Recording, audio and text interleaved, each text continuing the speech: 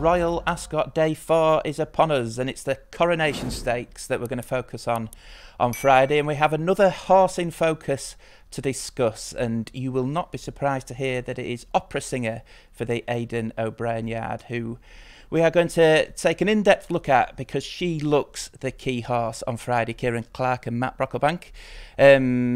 She's going to be a short price for the Coronation Stakes, Matt, but you can sort of understand why, given what she did at 2 and also what she did on her reappearance at 3. Yeah, absolutely. And the fact, don't forget that obviously we're missing Fallen Angel as well, the winner from the Curragh, the Irish 2,000 guineas, in which Opera Singer made her seasonal reappearance. It was widely expected to be needed. I think that's fair to say. The team at Ballydoyle made it quite clear that she wasn't among those working the house down early on in the spring. And again, I wasn't too surprised by that because she was a bit of a slow burner at 2, wasn't she? She took a run as a juvenile, like a lot of them do, but she was fairly well held first time out and then really went through the gears later on and into the autumn of her 2-year-old season, and I suspect she's in for a pretty busy autumn this time around as well. But she was devastating in France over that weekend, winning the Marcel Boussac. That was a 5-length victory. Now, the form's a little bit patchy, isn't it, ropey? But there was Darnation was in behind. She's won a classic in Germany this spring, so she wasn't beating absolutely nothing, but the way she did it was really quite impressive. Striking. On really quick ground as well, and she really strode out. You don't associate quick ground with Longshot on the first weekend of October, but she really strode out well. She looked also definitely a strong steer at a trip. Yeah, a small part of me thought they might go to the Breeders' Cup on the back of that while she was on a roll and in such great form, but I think it was just decided to keep her back, ease off, keep her, get her ready for the spring targets now.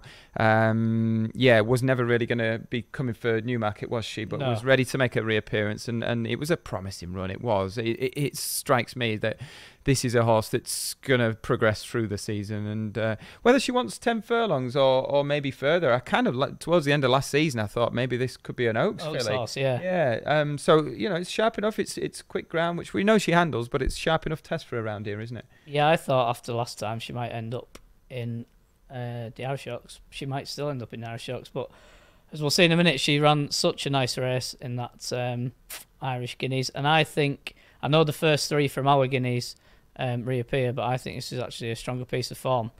Is that her there in 3rd with the white face? Yeah, she sat handy throughout, didn't she? And then came through to mount her challenge.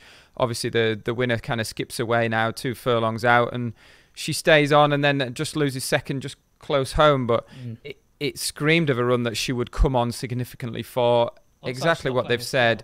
And look at, what is she justify as well, isn't she? She's clearly trained on, and look at the way that a horse like City of Troy came on for his comeback running in the Guineas now. Galileo's with more class. Yeah, exactly. She will have to come on from this, won't she? Because on the bare form, she blew up there though. This wouldn't be good enough to win a Coronation Stakes. Well, you say that, so I ran it by the 5-year figures we have, and this looks, in terms of what these horses have achieved versus what some horses who've turned up in the Coronation previously have achieved, this actually looks a bit of a subpar renewal in terms of. In terms of, we've got 1,000 Guineas winner in El Malka, who's probably rated towards the lower end of the recent winners just because of the bunch finish, and it didn't look a great Guineas beforehand. Fallen Angel obviously disappointed, bounced back in Ireland. And then you've got Rambatwell and the Cheveley Park winner, whose name I've forgotten, of Joseph O'Brien's. Papa Fortuna, she was running on from the back, she was second, wasn't she? So I think if she steps up on that run, she'll be very hard to beat. Did look like she blew up close home, and given that she's drawn 9, I think Ryan's going to keep it simple, stay out wide for a little bit, and just try to get to the front and run them into submission. Well, she might have to make it a test, might she, Matt? Because there's a few fillies in there that perhaps would be more suited to the bare mile than Opera Singer would when you look at her 2-year-old performances and you look at her breeding. Possibly, yeah. No better man, I don't think, to execute that ride. We nearly saw it on Tuesday with Henry Longfellow. That was a fantastic ride, drawn wide, given a prominent pitch in behind the sort of pacemaker from the stablemate. I could see a similar sort of ride. He's going to sit very handy on her, and he's going to commit, I suspect, early. You mentioned those like 10 furlong and mile-and-a-half entries.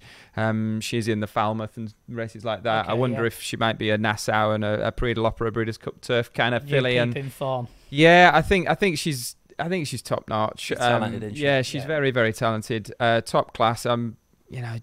She's short enough. Of course, she is. Well, she's about 6 to 4, I think, and just with the price in mind, if you just want to sum up your thoughts on Opera Singer and the Coronation Stakes, it's not a value bet race. Yeah, not a value bet race. I think she'll win, but I won't back her at the price. I think Ramatuelle will be second. I think they'll ride her with a bit more patience than the. Yeah, I like Ramatuelle. I think she could use her pace in this race. She's got an inside draw in 1. Asheen Murphy takes the ride this time, and if he holds on to her and waits for a gap, and we could see a Sean Levy-Rezalian type moment. Yeah.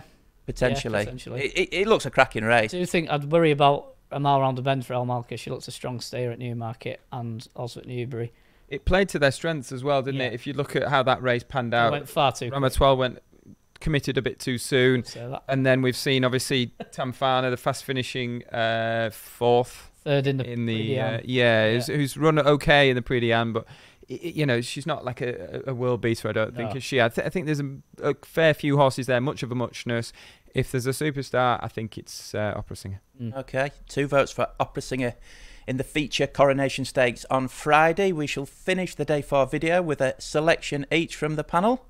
Kieran, I'm going to come to you first. I think it's going to be a good day for Mr. Michael Tabor and Aidan O'Brien. There's a really deep renewal of the King Edward VII, a mile and a half for 3-year-olds. Now, William Haggis is running his horse that was really unlucky at Goodwood. Yeah, been another one of these Waffenham purchases, but and Diego Velasquez is current favourite.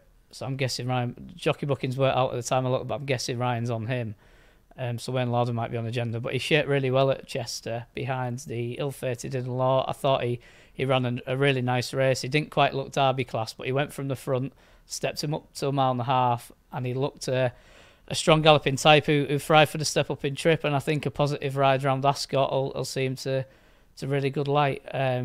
I get why Diego Velasquez might be a little bit shorter than him in betting. He ran well in the French Guineas. Disappointed a little bit in the French Derby, but he will get quick ground for the first time this season. But Agenda might not have the class of him, but he's hardy, and I think that positive tactics around there will really suit him. I thought around 11 to 2 he was worth a go. His Dam won at Royal Ascot. Agenda's Dam, different league. Oh, the green colours. Won the Albany Stakes. Yeah. Yeah. No, I like him too. I was on the Agenda at Chester. Yeah. But I think he could step up on that form. I agree with you, Kieran. Matt, where are you going on Friday? I've got one for you in the big 3-year-old sprint handicap, the Palace of Holyrood House Stakes. 31 runners. Yeah, and it's not a massive price either. It's one for in the Shadwell Silks Mukafa,